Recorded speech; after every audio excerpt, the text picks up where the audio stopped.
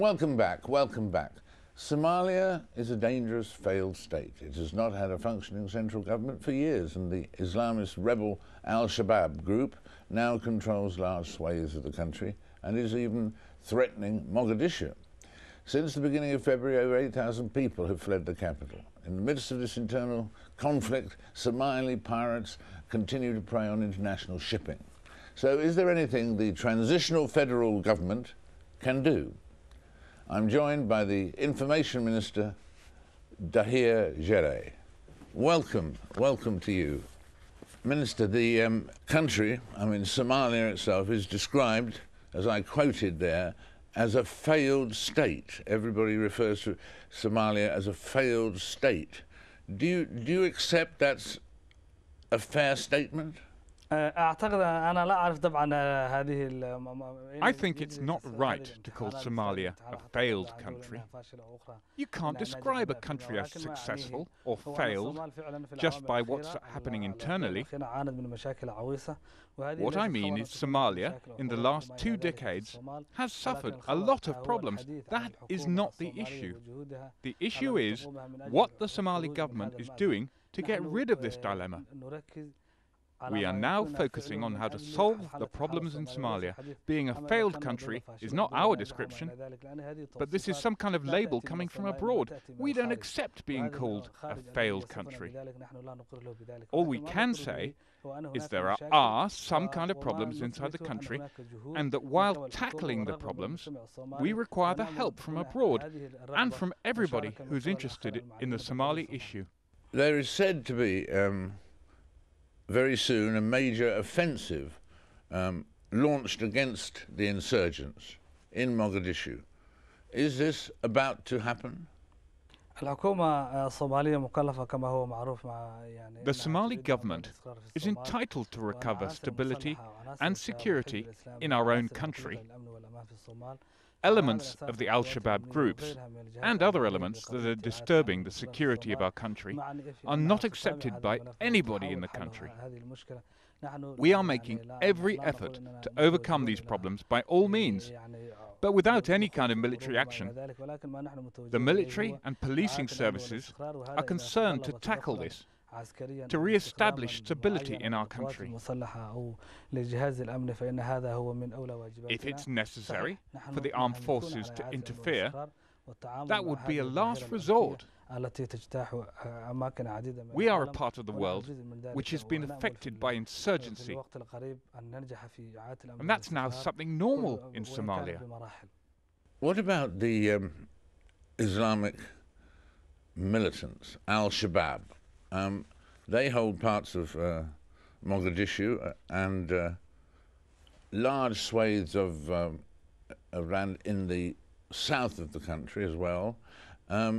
Is there a danger, do you think, that al-Shabab could, in the relatively near future, take over, grab the whole of Somalia, not just the areas in the south and the areas in Mogadishu, but the whole thing? To take a whole country, you don't only need to be powerful militarily, but also you must have some kind of ideology to be recognized and accepted internationally. And also you have to be accepted by the society you're governing and ruling. The al-Shabab ideology is the same as Al-Qaeda's ideology, and it is absolutely rejected by the Somali people and by the whole international community. We have to accept this is the phenomenon on the ground. They benefited from the situation in Somalia some time ago when they established themselves, but we don't have any doubt they are going to be defeated. Defeated. This is just a matter of time to eliminate them from the ground. We don't fear that the Shabab groups could dominate this country at all. While it is true that they are now occupying some parts of the country, including some areas in Mogadishu itself, We don't fear that. As long as their ideas are not accepted by society, they will definitely be eliminated. They only have military power, but they don't have any ideology acceptable to the Somali people. So it's inevitable. They are going to be eliminated from our country sooner or later. Well, it's been a great pleasure having you with us. Thank you very much for being here, and we hope to see you again soon. Thank you very much, Sir David. This was a very good interview. Thank you. A new book has come out which challenges the commonly held view amongst historians that Eva Braun, the mistress and eventually the wife of Adolf Hitler, was an insignificant figure, bypassed and unaware of the horrors of the Third Reich or of the latest tactics. In fact, German historian Heike Goertemaker claims that Eva knew exactly what was going on, and that she was at all times loyal and proud, and indeed, in terms of Hitler, influential. Heike's book is called Eva Braun, Life with Hitler, and Heike joins me right now from Berlin. Big impact. Congratulations on this book.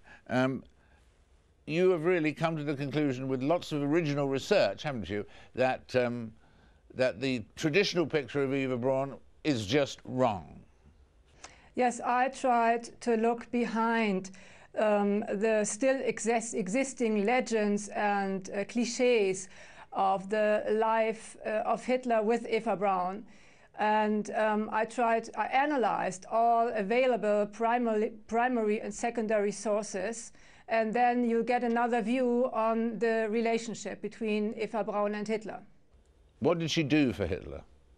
So, emotionally and so on. First of all, emotionally, she was a psychological support for him. From early on, she showed him that she was ready to die with him and for him. So this was a psychological support. And then she was not only for decoration at the Berghof.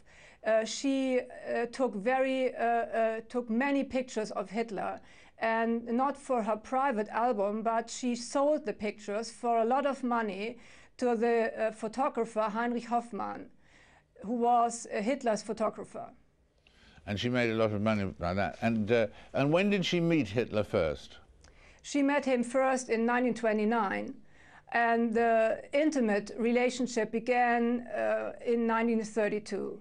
But the important thing is that she was part of the propaganda machinery surrounding Hitler. And in terms of the intimate side of the relationship and so on, a lot of people have written that Hitler had terrible non-functional sex life and so on, but in fact Eva's story and your research indicates they had a real love affair. They really did it, as they say.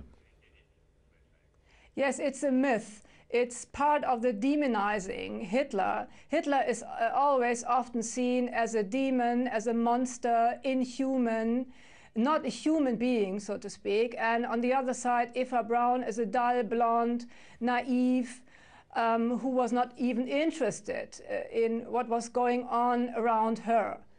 But this kind of demonization is not very helpful in understanding the real nature of the Nazi dictatorship, and it's not true. Why did they wait until the end to get married? Was it because Hitler, until the moment when he saw he'd lost, Hitler said he was married to Germany? Why did they just marry only at the end? This was just propaganda. Hitler feared the influence and the power of a wife. So she had to play this role of a mistress because of his fears. And so why did they marry at the end then? Why did he marry at the end? She was so loyal to him, and at the end this was kind of a present to her. This is the only explanation for this marriage. A present for her. So for her loyalty. So how summarize for us then the woman Eva Braun as you now think of her? Was she intelligent? Was she beautiful? What was she like? She was beautiful, but she was not so naive as is seen before. She had a very stern character, and she did everything to get at this place, to this position at Hitler's side. She fought with every means, and she was very loyal, and so her life should not be called as tragic or lost. Not a dumb blonde, then? No, she did everything to get to this position, and she was very consequent. As you see, she was only 33 years old, but she was ready to die, and she did it. Well, thank you very much indeed for joining us, and we look forward to the book coming out in English as well as German, and all the best with it. Thank you very much indeed, Heike. Thank you. And that's it for this week. My thanks to all of my guests. Do join us again in 7 days' time for another edition of Frost Over the World.